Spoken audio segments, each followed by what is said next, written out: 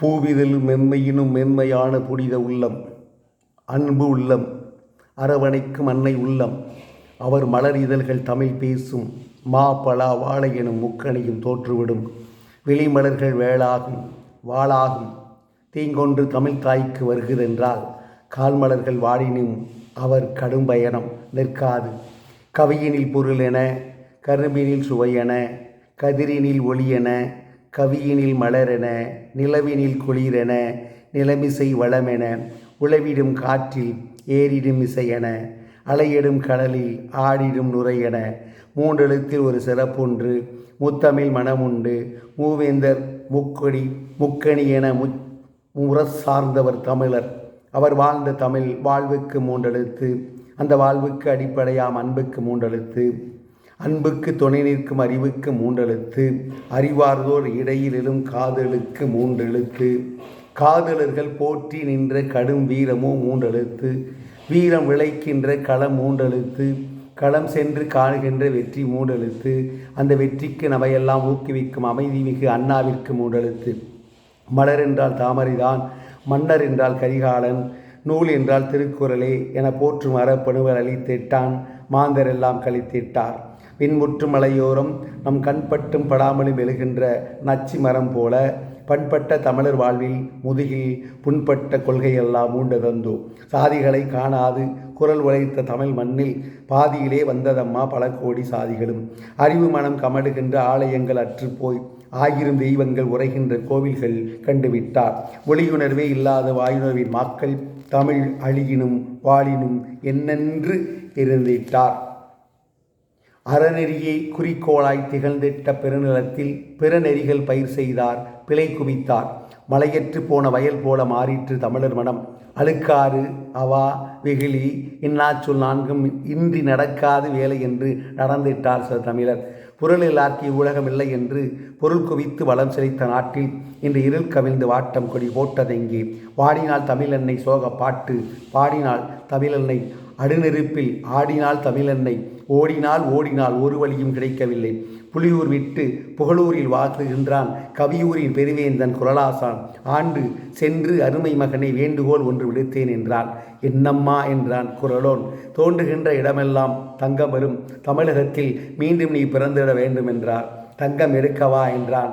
தமிழர் மனம் வாழ்வெல்லாம் தங்கமாக ஆக்கவென்றார்.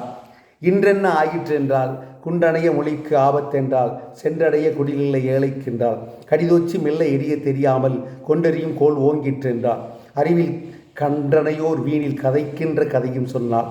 அழுத கண்ணை துடைத்தவாறு அமுதமொழி வள்ளுவனும் அம்மா நான் எங்கே பிறப்பதென்றான். தொழுத மகன் உச்சி மோந்து ஆழ விழுதணைய கைகளாலே அணைத்து கொண்டு, உழுத வயல் நாற்றின்றி காயாது இனிமேலே என மகிழும் உழவன் போல உள்ளமெல்லாம் பூரிப்பு துள்ளி எழ, காய்ந்த வயிற்றுக்கு கஞ்சி வார்த்திடவே கற்கண்டே தேன்பாகே திருக்குறளே நீ காஞ்சியிலே பிறந்திடுக என்றால், பிறந்திட்டான மன்னனாக, அறிவு மன்னனாக, பொதிகைமலை தென்றலாய் போதாகி மலர்கின்ற தமிழ் உணர்வின் புதுமணமாய், பதிகத்து பொருளாய் பழம் தமிழர் புறப்பாட்டாய் வந்துதித்தான மன்னன் கீழ் வானுதித்த கதிர் போல, புரியாதார்க்கு ஒரு புதிர் போல அவன் புகழை பாடுவதற்கு அவன் வளர்த்த தம்பி நானும். அவன் தந்த தமிழ் எடுத்து இவன் வந்தேன், இதுதான் உண்மை. தலைவர் என்பார், தத்துவ மேதை என்பார், நடிகர் என்பார், நாடக வேந்தர் என்பார், சொல்லாற்றல் சுவைமிக்க எழுத்தாற்றல் பெற்றார் என்பார், மனிதர் என்பார், மாணிக்கம் என்பார், மாநிலத்து அமைச்சர் என்பார், அன்னை என்பார், அருள்மொழி காவலர் என்பார், அரசியல்வாதி என்பார். அத்தனையும் தனித்தனியே சொல்லுவதற்கு நேரமற்றோ நெஞ்சத்து அன்பாலே அண்ணா என்ற ஒரு சொல்லால் அழைக்கட்டும் என்றே அவர் அன்னை பெயரும் தந்தார். அந்த அன்னை குலம் போற்றுவதற்கு அவைக்கோர் சிலை, அறம் வளர்த்த கண்ணகிக்கோர் சிலை, வளையானஞ்சம் பாரதிக்கும் வணங்காமுடி பாரதிதாசருக்கும் சிலை, வீரமாமுனிவருக்கும் சிலை, கால்டுவெல் போப்புவுக்கும் சிலை, கம்பருக்கும் சிலை, தீரமாய் கப்பல் ஒட்டிய தமிழருக்கும் சிலை, திக்கட்டும் குரல் பரப்ப திருவள்ளுவருக்கும் சிலை என 10 சிலை வைத்ததினால் அண்ணன் தமிழின் பாலுள்ள பட்டுதலை உலகறிய அண்ணனுக்கோர் சிலை சண்டையிலே வைத்தபோது ஆட்காட்டி விரல் மட்டும் காட்டி நின்றார். ஆணையிடுகிறார் அம்மண்ணா என்றிருந்தோம். ஐயோகோ இன்று ஓராண்டே வாழப்போகிறேன் என்று அவர் ஓர் விரல் காட்டியது இன்றல்லோ புரிகிறது. எம்மண்ணா இதயமண்ணா படைக்கஞ்சாத தம்பி உண்டென்று பகர்ந்தாயே, எமை விடுத்து பெரும் பயணத்தை ஏன் தொடர்ந்தாய்? உன் கண்ணொளியின் கதகதப்பில் அளந்தோமே, என் கண்ணெல்லாம் குளமாக ஏன் மாற்றிவிட்டாய்? நிழல் நீதான் என்றிருந்தோம், நீ கடல் நிலத்துக்குள் நிலம் தேடல் போய்விட்டாய். நியாயந்தானா? நான் தானடா நன்முத்து எனச் சொல்லி கடற்கரையில் உறங்குதியோ? நாத இசை கொட்டுகின்ற நாவையின் சுருட்டி கொண்டாய், விரலசைத்து எழுத்துலகில் விந்தைகளை செய்தாயே, அந்த விரலை ஏன் மடக்கி கொண்டாய்? கண்மூடி கொண்டு நீ சிந்திக்கும் பேரழகை நான் பார்த்துள்ளேன் என்று மண்மூடி கொண்டுன்னை பார்க்காமல் தடுப்பது என்ன கொடுமை? கொடுமைக்கு முடிவு கண்டாய், எமை கொடுமைக்கு ஆளாக்கி ஏன் சென்றாய்? எதையும் தாங்கும் இதயம் வேண்டுமென்றாய், இதயம் தாங்க ஏதன்னா எமக்கதையும். கடற்கரையில் காற்று வாங்கியது போதுமன்னா, எழுந்து வா எம் அண்ணா, வரமாட்டாய் வரமாட்டாய், இயற்கையின் சதி எமக்கு தெரியுமண்ணா.